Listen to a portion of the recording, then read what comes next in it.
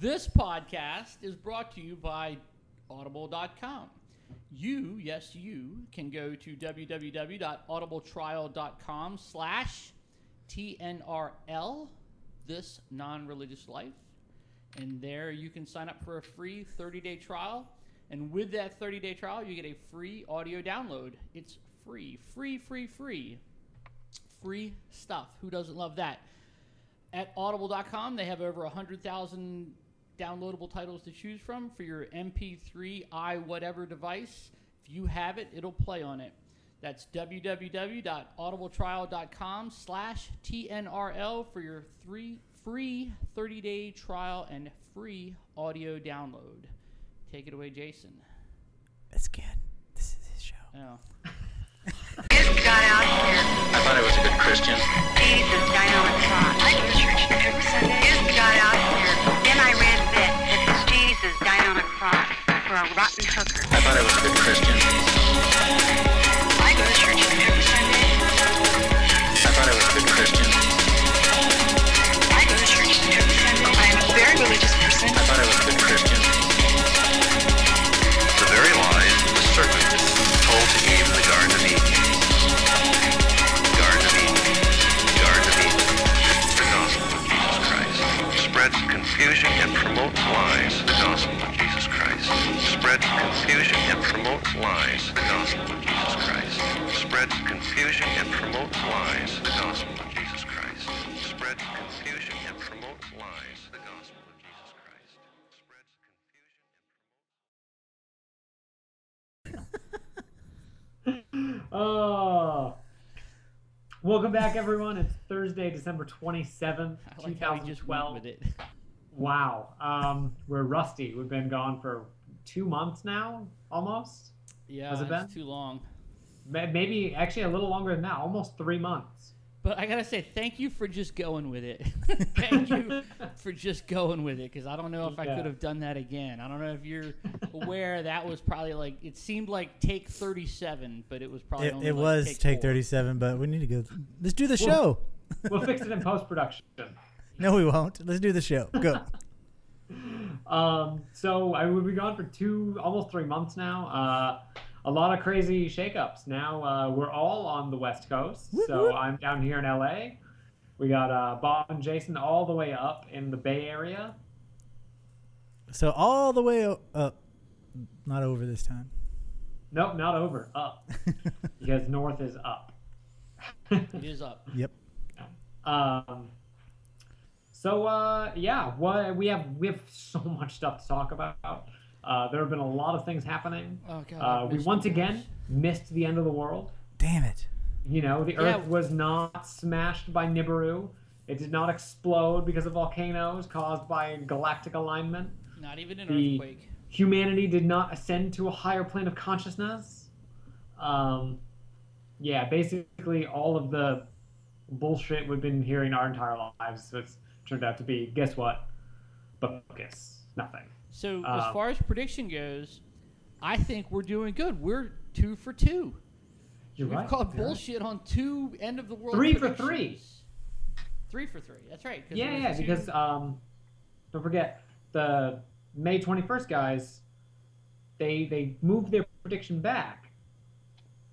And No, we they called didn't bullshit move their on that prediction too. back. They stuck to that one and then said that the actual tribulation started in October. Remember, it's like they counted Yeah. for 2. They were a twofer.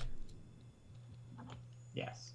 Sorry, I have a cat up here making a lot of noise. It's almost like she can sense that I'm recording. So she decides she has to jump up here and make as much noise as possible. All right. So we're still batting 1,000. We're batting, which is really good. You know, I think we're doing pretty well. Hopefully we'll keep up this trend, because otherwise it won't really matter. I like being 3 for 3. Yeah, that's definitely good. We should have a little tally board. You make little check marks every time we call bullshit on something, and it turns out to be Bullshit. You know, bullshit. However, I'm sure it'll fill up very quickly. to kick it off, do we want to start with Pat Robertson, or do we want to start with the Pope? Well, I want to start off with bullshit real quick that we found out. About Christmas, and this camera is not one in focus. We were given the Jesus cane and the story of the Jesus candy cane story, and I was shocked to find out that it's not a cane. Yeah, it's a J. It's a J. It's a J for Jesus. Candy canes are actually, they're not the shepherd's crook. It's a J for Jesus. And the red, his blood. It's in the Bible. I love it. It's his blood. Blood sacrifice. Yep, it's in the Bible. The tastiest blood sacrifice. I know, delicious blood sacrifice. I actually don't want to open it just because it's a collector's item. I think the blood would go bad if I opened it. But anyway, on with the show. The whole the candy cane thing, it has a little story on the back about how the candy cane, they retrodict it into the Bible and say that this symbolizes the blood sacrifice and the J is for Jesus, and they take the whole candy cane thing and retrofit it into scripture. It's really something special. Well, it says here that the J for Jesus our Savior is John 3:16 through 3:17. A candy maker wanted to make a candy that would be witness for his Savior, so he made the Christmas candy cane. He began with a stick of pure white hard candy, which symbolizes the virgin birth and the sinless nature of Jesus. The hardness symbolizes the solid rock, and firmness, the promise of God. He then formed the candy into a J for Jesus our Savior. John 3:16-17. And the staff of our good shepherd, he stained it with 3 small red stripes, representing the... Anyway. So have you had the the Lifesavers candy canes? Because they're all different colors. What does that symbolize? Every person that they save life? I don't know. The thing is, that's kind of a half truth. Yeah. They do have a Christian origin. See, it was my understanding that it was in that cane shape to look like a shepherd's crook. Yeah, that's exactly what it is. It's to help children remember the shepherds who visited the infant Jesus. And the whole thing comes from Germany, when because the choir master at Cologne Cathedral wanted to remedy the noise caused by children. So what they did is they made these candy crooks and handed them out to children to make them shut up. Shut up. Yeah. Here, put that in your mouth. I read a similar story that so Germany is real big in Lutheranism and Catholicism. They have a long history of that. And I'd read that pretzels have sort of a scriptural origin, that the shape of pretzels is supposed to look like a child with his arms crossed, and that they were given as rewards for children who memorized their prayers correctly. Really? Yeah. I'm looking this up now. I'll verify that. Yeah, but anyway, those things have you're right. You're right. Benign origins, and then somebody retrofits them into a better story. They're Germany or somewhere in southern France. Yep. Huh. Interesting. I like pretzels. I know. I love pretzels. But anywho, that's enough. Was your secular holiday good? Speaking of, it was good. Actually, we had the most unchristian Christmas ever. Rochelle and I got together with a few people. That sounds Christian. And we went to a movie and then ate Chinese food. Nice. Yes, and then we watched Twin Peaks for like 4 hours. Because we're rewatching Twin Peaks on Netflix. Well, I have to say that she would be very happy because not too long ago, we took a 2.5 hour trip listening to the Hanson's Christmas album. Oh, really? Rochelle would love that. That's too much Hanson. Yeah, but anyway, so let's get on with this show. Anyway, we went out and saw not Inglourious Basterds, sorry, Django Unchained. Django Unchained. I heard it's good. And then, amazing. It's awesome. And then we went and got Chinese food. As one of my coworkers called it, we were going to have a Jewish Christmas. Yeah. What about you guys? What did you do? Ate a bunch of food and drank way too much and owe it all to not going to church. Nice. Jason? I went caroling and spent Almost the day for at the poor. church. No, I didn't. Spent the day reflecting on your Lord and Savior Jesus Christ? Yes. Good. Yeah, but I think once again, Christmas has survived the war on Christmas. I think it's going to last another year. Yeah, I'm sure it will. As if, the evil liberal media is going to bring down Christmas and, like that, from a couple hundred million people celebrating Christmas in the United States to 0 people in 1 year. I don't think it's going to happen. So Yeah, I think Christmas will do just fine. I think we've got 2 or 3 more Christmases left before we win. I have to recommend everyone to go on Netflix tonight before the new year comes in and watch Rare Exports. It's a Christmas tale. It's about the lost tales of Christmas and the true sense of the Finnish. It's a Finnish film, and it's about how Jesus tortured children and how he collected the skulls of children. And the story goes that there's a great photo on Zombie Popcorn's Facebook page of Santa sitting on a mountain of skulls. And the story is that he collected so many skulls that they ended up turning into one of the mountains that are one of the highest points. And that's where his body is captured. So it's pretty awesome. Do you guys watch, now that we're on Christmas, but do you guys watch that show Suburgatory? Mm-mm. It's kind of a cute network show, and it's about this young girl that's from New York, and she is forced to live in suburban hell, and it's like Chatsworth, New York, and it's like this upper crust, middle class, affluent neighborhood, and but anyway, on Suburgatory, in their Christmas episode, it was all about Krampus.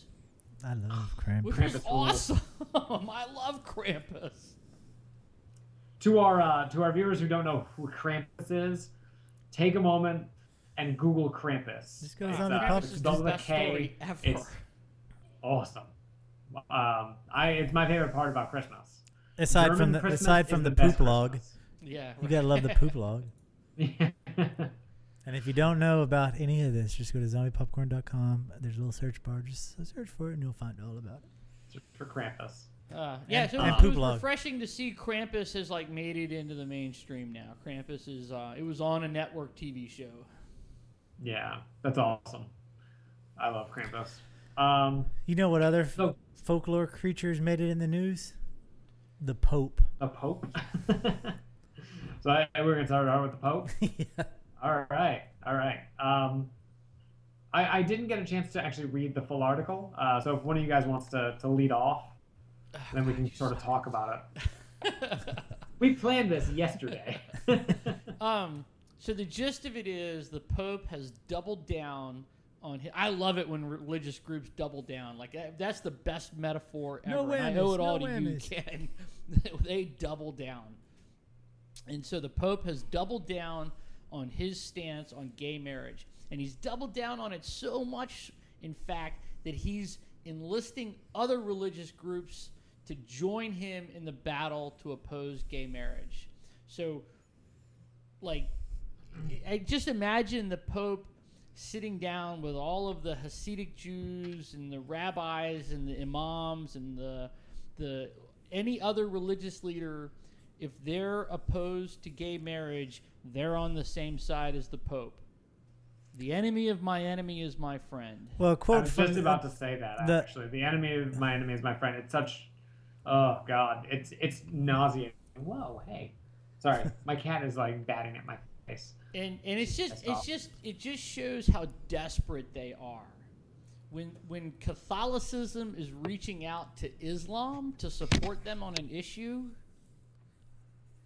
Well, the quote from the article, one of the religious people of the Catholic Church says that he argues that homosexual right groups will use gay marriage as a Trojan horse in a wider campaign to deny sexual identity and erase sexual differences and undermine the heterosexual fundamentals of our society. Oh God, it's such. I don't even know what to call it anymore. Like, they talk about, you know, oh, we have to defend traditional marriage. Like, we redefine traditional marriage all the time. The fact that you can't sell your daughter for a goat means we've redefined traditional marriage. I could use a goat. They're really, what they do is they rely on tactics that are really disingenuous, and they like, what is the heterosexual identity of a nation? What does that mean? It means you have bad clothing. Yeah.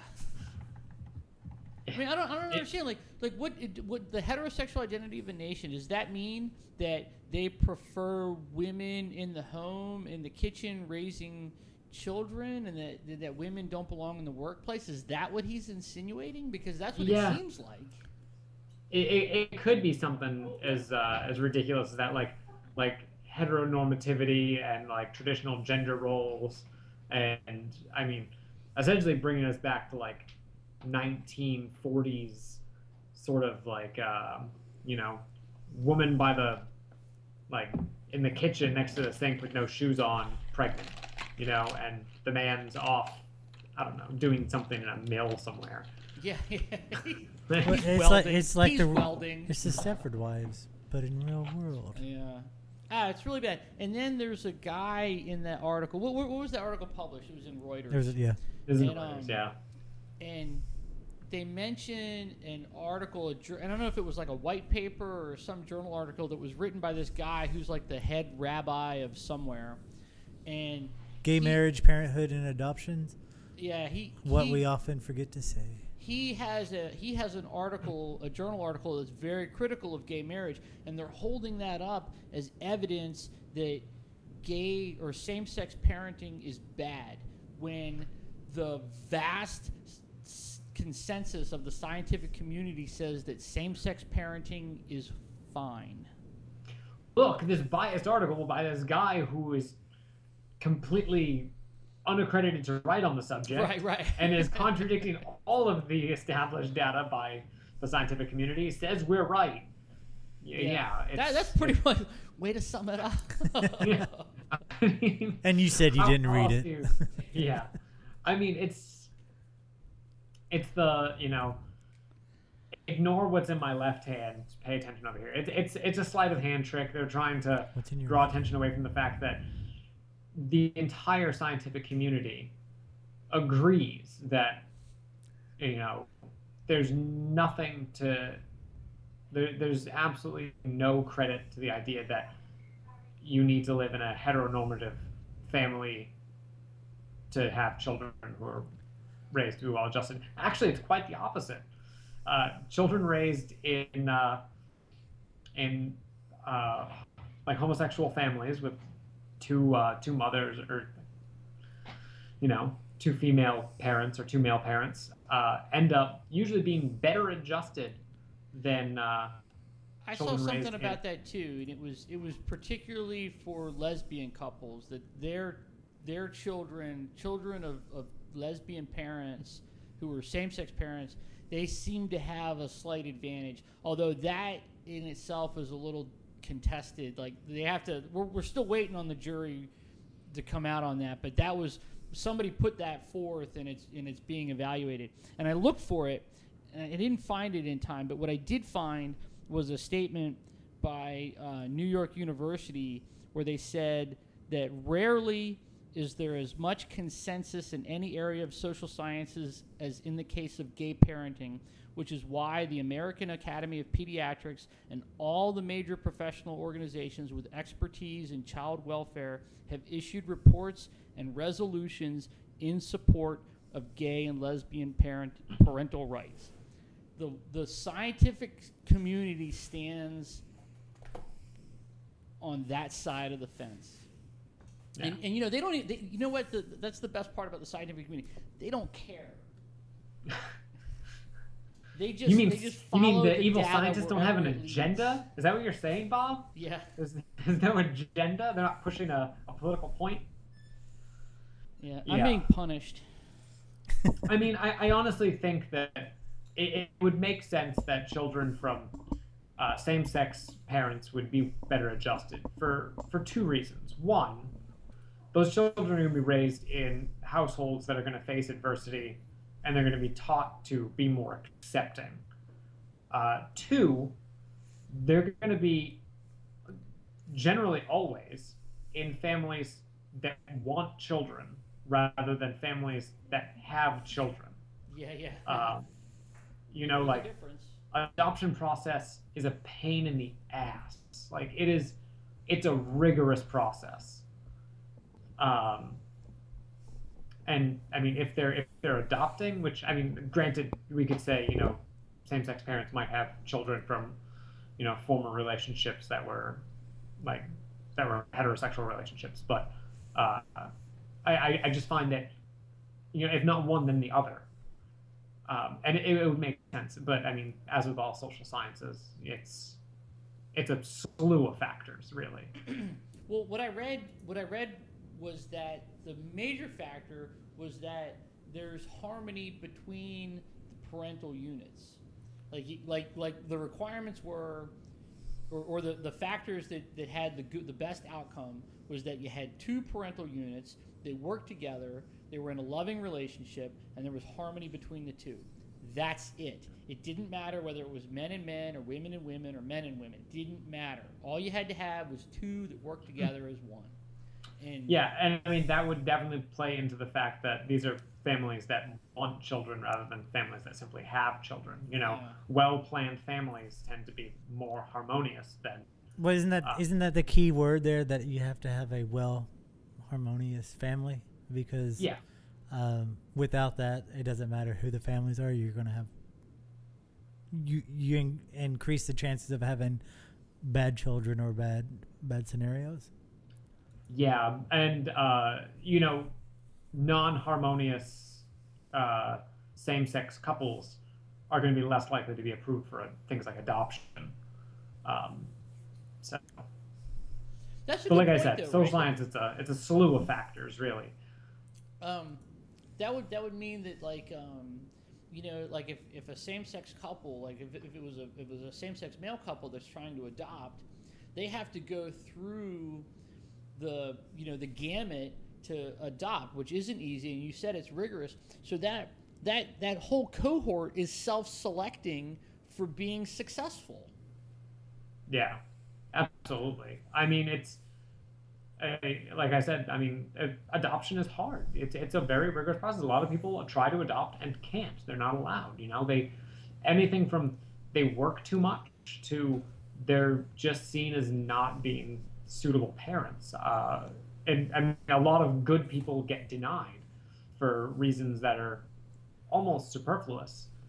But it ends up that, I mean, I wish it were easier, but it's definitely it's a very selective system. And so, I mean, if you have same-sex couples that meet those criteria, I mean, you're setting children up for success. Yeah. I don't know, man. It's just, this whole thing is, I don't understand. I don't know, like the trends show that the religious right is losing, they're losing this battle. They're losing this war, and they're going to be wrong. History will prove them wrong, and you know, you've said it again and again that they are going to be dragged kicking and screaming into the modern age. And I'm just wondering, like what would compel religious leaders to double down on these accusations? Because these, I honestly feel like, and it makes me happy, like, to say this, but I mean, they're in their death throes. Like, you know, they have to double down because they're losing and they know it.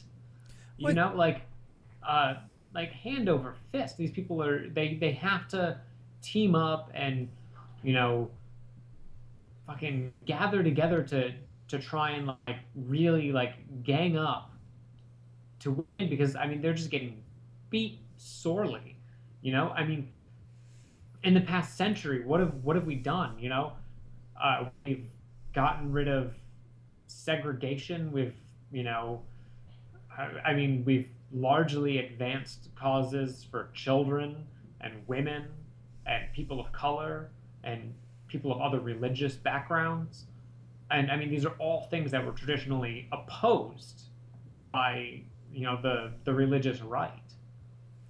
Well, it's funny that you say that because, you know, we're talking about of this oppression, but Pat Robertson came out and said that the evangelical Christians have suffered more than any minority in history. And he quotes saying, just like in what Nazi Germany did with the Jews, so liberal America is now doing to the evangelical Christians. It's no different. It is the same thing.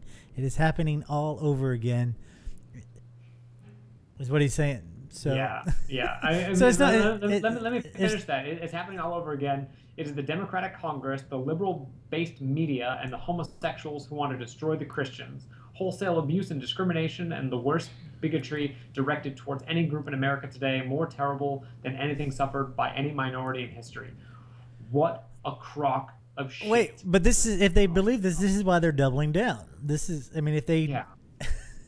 I mean, like, I'm sorry. Like, this is one of the most offensive things I've ever heard Pat Robertson say. He said a lot of it. Which says a lot, because this guy has said some pretty fucking hateful things. But the thing is, just for the record, so we can be fair about the discussion, that quote was said during an interview in 1993. So it's not something that he said recently. No, but I mean, I feel like this guy only gets crazier. So like, from everything he says now, I don't think his politics have changed too much anyway. It's just, the man's nuts. And I have yet to see any of my Christian friends hauled off in boxcars to be gassed and burned. You know, it's so insulting. Well, that very idea runs contrary to another article that was posted on the Facebook site where a guy was sort of making the connection. This was post the Sandy Hook shooting, because they're saying like, oh, a lot of evangelicals are saying that the Sandy Hook shootings were due to, you know, taking God out of schools and the increasing secularity of America. That guy, whoever says that Sandy Hook is my fault. Fuck you, dude. That's not my fault. Yeah. And then you cry that you're the persecuted minority? Yeah. Bullshit. It pisses me off to no end that they call themselves a minority when, I mean, in terms of social influence and sheer numbers, they're in the vast majority. You know, like Christians make up 75% of the general population of the United States. They make up at least 85% of the Congress. You know, we've yet to have a non-Christian president in the 20th and 21st century. Well, what is the how does that break? Because we've discussed that before about that. There was that one census that it was like religious belief among Americans. So you know, if the broad group is Christianity, of that broad group, how many are evangelical Christians? I think it generally falls in very similar. I've seen it broken down before, and I'm pretty sure that the 85 is broken down pretty proportionally towards the 75% of Americans who are Christian. About 25% of them are Catholics. The rest being either like mainline Christians or evangelicals of varying denominations. I don't have the numbers in front of me, but I really get the sense that the evangelical Christians are actually, I mean, they are kind of a minority when you look at the bigger picture, but they're a minority with a disproportionate amount of influence. Yeah, and they're not really a minority. They're like the second or third place plurality. You know? Okay, right. I see what you mean. Right. Yeah, it's not more than 50%, but they're one of the bigger groups of all the groups combined. You know, in the United States, the largest plurality are Catholics. About 25% of Christians, Americans are Catholics. After that, it's actually it's almost a tie between Baptists and the irreligious at about 15%. But for breaks down further from there. For their slice of pie of the American population, they have much more influence than any other group, I would think. Yeah, Christians in general. It's actually Christians have a huge portion. It's about, I mean, they lead by about 10% in Congress. I think it is about 85% of Congress. And after that, it's actually there are surprisingly disproportionate number of Jewish senators and Congresspeople at about, I think it's like 6% or 8%, which is a lot higher than I think the like 3 or 4% of the general population. But I mean, that's still, it's almost nothing when you compare it to 85% Christians, you know? You know, the evangelical Christian population, they really seem to be the first ones to cry unfair when things just don't go their way. Sure. You know, I mean, you get special treatment for centuries upon centuries, and then when people want to, you know, stop giving you special treatment, they tend to consider that as being, you know, the same as being abused or discriminated against, just because they're not getting special treatment anymore. And, you know, I think that's where you have to call bullshit. It's, you're not being discriminated against. You're not just getting, like, you know, special treatment anymore. You're not. Right. You're being treated like everyone else. Yeah. Leveling the playing field, discrimination. Yeah, they really cry the loudest. Yeah, I will say right now, Christianity is still the only religion to have a federally mandated holiday. Yeah, I've been surprised. Like, I've been, you know, reading news articles, and again, my favorite thing to do is to read the comments, because that's when you really get the good stuff. And you know, so often I see people they'll fall back to this position where they'll say, like, yeah, well, and they'll actually, they say, I really think that the person isn't trolling me. I don't think I'm being trolled. But I'll read those comments where people will say, like, oh, well, freedom from religion freedom of religion does not mean freedom from religion. And I disagree. No, yeah, by definition, it exactly means that. You know, freedom of religion means freedom from every religion you're not. You know, who wrote freedom that? To be a Baptist means you have freedom not to be an Episcopalian, which was the original intent of that. That was the letter to the Danbury Baptists, was saying you have freedom of religion. You know, the separation of church and state means that you have freedom of religion. You can choose to worship however you want. And that means not worshiping in the, you know, millions of other ways that are worshipped. That blows my mind that somebody actually thinks that they would come into some kind of like public forum and post something like so ignorant. Oh my gosh, you like. Well, I wouldn't what call are they it saying? thinking. What are they saying to somebody like freedom freedom of religion does not mean freedom from religion. So that means you got to pick a side, man. You got to pick something crazy to believe in, and it better be the one that I like, because otherwise then you're a heathen and some kind of sinner and going to hell. Ooh. Yeah, I mean, I certainly wouldn't call it thinking. It's a nonsense term. You know, anyone who stops and thinks about it for a second and thinks about what it means in public policy to have a freedom of religion would realize it is, by definition, freedom from other religions. You know, it's definitely not thought out, because it takes 2 seconds to realize that it's bullshit. It's almost like when people say freedom isn't free. It's a nonsense, you know, catchphrase, and that's all it is. It's a catchphrase. Yeah, it doesn't really mean anything. Well, I am sorry to say I have seen freedom of religion does not mean freedom from religion in several forum posts, and it's like double face palm. I can't see it. Yeah, I know. I definitely, like, I see it all the time now, and like it's. And to be honest with you, every time I see it, I'm always like, Jason, when are we going to record again? When is it going to be ready? So thank you for this, Ken. It's ready, Bob. Right, well, I'm glad we're here. I'm glad we're all here. Yeah. Ooh, do you know what we're doing? What? We're fellowshipping. Fellowshipping? Too bad we're not kings. We're having some good fellowship, guys. Just throwing out those evangelical terms.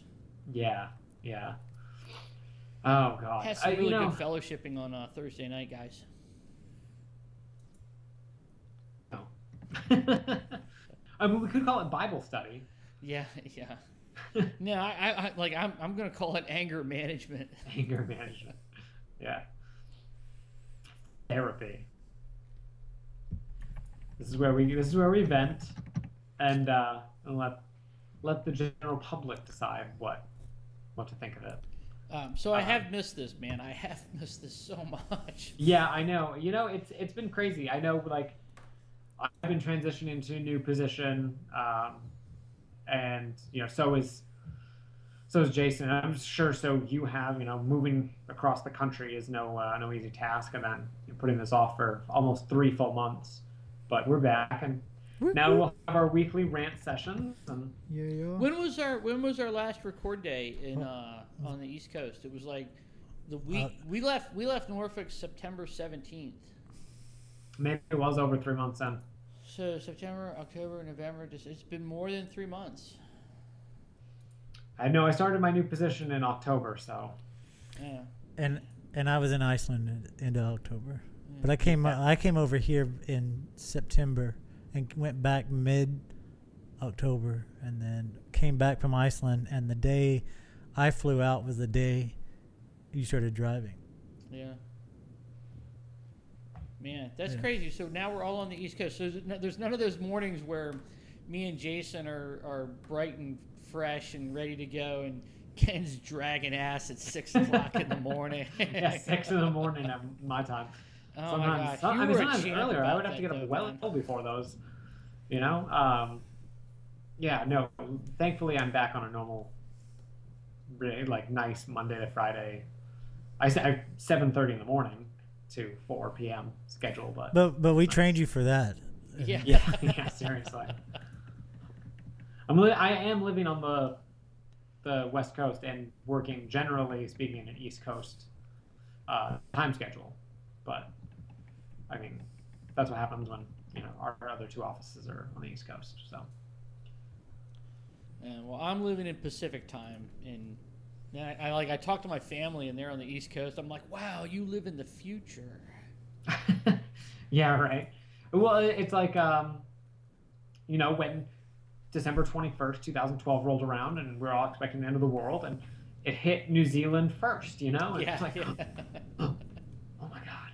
Are they destroyed? Are they gone?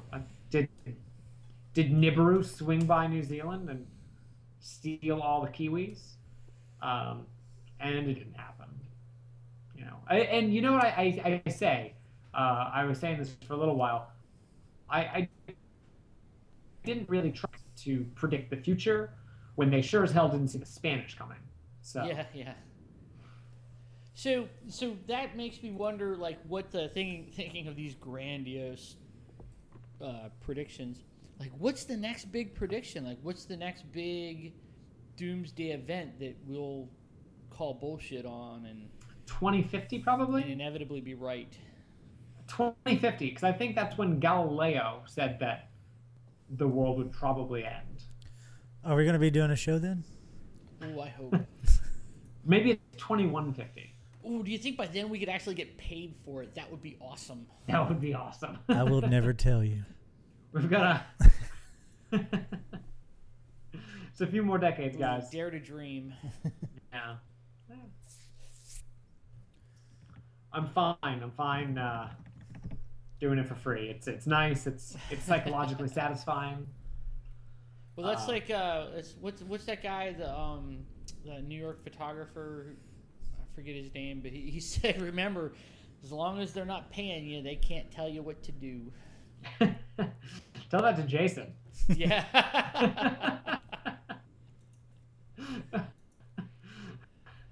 Half an hour before we start recording, I start getting a barrage of text messages and Facebook posts, and they're all going to my phone, blowing it up. What? Well, it's good to be back. I gotta keep the shit. I miss this. So would you know atheist discrimination if you saw it? Atheist discrimination? Oh, atheist discrimination definitely happens. Well, yeah, this is back to that Mike Huckabee. This was back to what I was talking about, where there was an article that was posted to our Facebook about the Sandy Hook shootings, where they're saying that the increasing secularity of the United States is the cause of these gun shootings, and they say that, which implicitly means that as an atheist, this was your fault. Well, that's what he says. A quote coming from, let me see, James Dobson. He's a fundamentalist leader. He said, quote, millions of people have decided that God doesn't exist or he's irrelevant. In response to the kinetic attacks, he says, for such transgressions, God has allowed judgment to fall upon us. Is what he said in that article. This is I'm going to say as bad taste as anything the Westboro Baptist Church does. It's exploiting tragedy for the sake to, advance your own, your own agenda. It's tasteless and it's selfish, and it's in just absolutely fucking bad taste. And I'm sorry, fuck you to anyone who does that. That's well, the point that this guy is making, though, is that, and I'm guilty of it too. Like when I see stuff like that, I'm like, that guy's an idiot, and then I move on, right? But then the point that the author makes a little later in the article is he says, like, if he'd have said, well, it's because there's so many Jews, or it's because there's so many Muslims, the entire world would be up in arms about it. But he just says, oh, there's so many atheists that made this happen. Everybody goes, whatever. Yeah. It might be because fundamentalist atheists do what? They go drink some microbrews and talk about outer space. Maybe they'll rant on a blog somewhere. I mean, and correct me if I'm wrong, but there's not a history of persecution of atheists in terms of this. I mean, like, if you say it's because of the Jews, there's a history that, across the board that everybody basically knows. There's a history of what, horrible things have happened to the Jews. There's been horrible things that happen to, currently happening to Muslims. And so when you say it's because of the atheists, that people shrug it off, because in textbook and throughout history, it is not, on the forefront of our minds when we think that. Because most people, when they think of, these other groups, they have some chunk of history to apply it to. Yeah, and I feel like I feel like the operative term here is that it's not at the front of our minds. Atheists have been horrifically persecuted throughout the centuries. I think the reason is because anybody who was an atheist 500 years ago was either stoned, burned, or hung. That's because they were a witch. No, I'm just kidding. Yeah. Well, I mean, Percy by Shelley, who's one of my favorite authors, was actually he was expelled from Oxford. That was Mary Shelley. No, I know. That was his wife.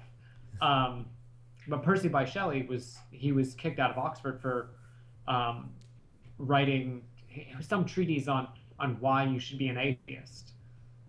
You know, and kicked out of college for it. He was lucky he wasn't burned at the stake. Yeah, no doubt. I mean, the only reason he wasn't killed, basically, is because of who his father was. His father was in the House of Lords, and actually got him. He could have rejoined the school if he issued an apology, and he refused to do it. So should we, as atheists, do what other groups have done to get more teachings of the atheist history in the public realm? We'll have like Atheist History Month. You know, Atheist History Month. I mean, there are so few atheists that were public. See, I think that's the thing though. Like most people as atheists are just sort of like they're islands unto themselves. There's very few atheist groups, and most of them aren't really concerned with pushing an agenda. So it's a safe bet for hey, it's Thomas. Hey Thomas, I'm recording a show. Let me call you right back. All right, I'll call you right back. Thomas from the New Architects. Oh, does that mean there's a new architect? There on will the be. horizon? There'll be one on. But anyway, what was I saying? I lost my train of thought. So go on. We're talking about atheists as groups. Yeah, but that's what it says for people like Mike Huckabee and this other guy to make these statements that y'all both say "fuck you" to, which I agree. It's easy for them because it's an easy statement that you can say and nobody's going to be offended by, but it's going to give you brownie points within your group. Is it something like that? I mean, should we care as non-believers or atheists or whatever you want to call us? Should we care that we are used as cannon fodder to fuel their spiritual belief? Yes, we should. We should care. And I saw a really great Banksy quote the other day, and it's not the one you're thinking of because there's one that he has that everybody mentions. But this Banksy quote was, I thought it was particularly relevant to sort of like the atheist, freethinker, secular, humanist movement, and it was, "You are an acceptable level of threat, and if you weren't, you would know it." Yeah. I like that. And I think that, you know, Mike Huckabee makes statements like that, and people who are of that atheist, secularist, humanist mindset, they go, huh, what an idiot, and they move on, and they don't do anything about it. They don't say anything about it, and I think it's time that we should say something about it. But then that's what I was saying earlier is like, what are we going to say? Because if it is the crutch that people shrug this off because they don't know atheist history, if there is such a thing, to the extent that we could make an issue out of it, what can we do other than doing a show, writing a blog, saying, Mike Huckabee, you said something dumb? You know, what more can we do? Yeah, I see. That's the part I don't know. like I read a Banksy quote and I'm like, yeah, man, that's great. And then then that's where my train of thought ends. I'm like, oh, I don't know what to do after that. I mean, because it's not like, I mean, I guess it is. Maybe I just haven't thought about it, but it's not like we have anything that we can hook our teeth in and claim to be ours or to reclaim that they, you know, so we can generate support and get people to understand that atheists are not devil worshippers, or atheists are not, you know, the cause of all the the evils in the world or Right. whatever. But Yeah. Well, I mean, aside from a handful of philosophers, who and, cares about what philosophers think? The only time philosophers come into play is when somebody's trying to push an agenda or a point. They quote a philosopher. It's nobody ever sits around their house and go, well, that philosopher said this, so. Yeah. No, I mean that's all. That's really all we have. A handful of dead philosophers and scientists, and even a lot of the scientists that we all love as freethinkers were religious. I'm gonna tell you what, because that was the zeitgeist of the world they lived in. Mike Huckabee is getting a sternly written letter from me. Well, you should. I'm sure he will read it and respond. No, seriously, if you're going to write a letter to him, or anytime you're going to write a letter to a public person, let's do an open letter and do it on this non-religious site, on the website. Do an open letter to him. Obviously send him, but that way we can generate more conversation on it. So if you write Mike Huckabee, let's do an open letter to Mike Huckabee about whatever you're going to write about. Okay, 'cause, like, I'm all behind that idea because I think you're absolutely right, because my ideas about like what to do about something stop at being pissed off. I have no idea what to do after I'm pissed off. I got no idea. All right. I'm like, oh, why I oughta. To go drink another beer. I don't know what to do next. Bob hulks out and then goes to the fridge to grab himself a beer. Eat raw cookie dough and feel sorry for myself. Yeah. Somebody's wrong on the internet. Yeah. Well, all right. Well, that's a good idea. Like, maybe we should draft an open letter to Mike Huckabee and we'll post it on the site. I'm down with that. Yeah, I'm down. I mean, whatever. If y'all want to do that, I open that. Welcome that. Open letters are great. Yeah, I mean, actually, a lot of my my old Examiner articles were open letters to people who were just being assholes. Yeah. Okay. Who I thought were wrong. Consider it done. Start drafting Someone on the internet is wrong. So let it be written. It's like that XKCD where he's sitting at the computer and the girl's like, "Are you coming to bed?" No, someone on the internet is wrong. That's totally Bob. Oh, I know. I lose sleep at night because of that. It's terrible. I suffer, man. You don't know. Yeah, let it go. Let it go. If I just argued with every single person on my Facebook feed who posted something stupid. Y'all must have some really bad social networks, because I only get praise and happiness unless I'm doing a free movie giveaway and I give out tickets and they're like, "How come my friend didn't get one? I got one, but my friend didn't." That's the worst that I get. But I spend a lot of time copy and pasting Snopes links. Yeah. Yeah. Like, oh my God, drug dealers are selling crystal meth flavored as candy to children. Right. No, they're not. False. Well, no, they are, because look, I got one. Yeah. Oh, right. For the audio listeners, that was the Jesus candy cane.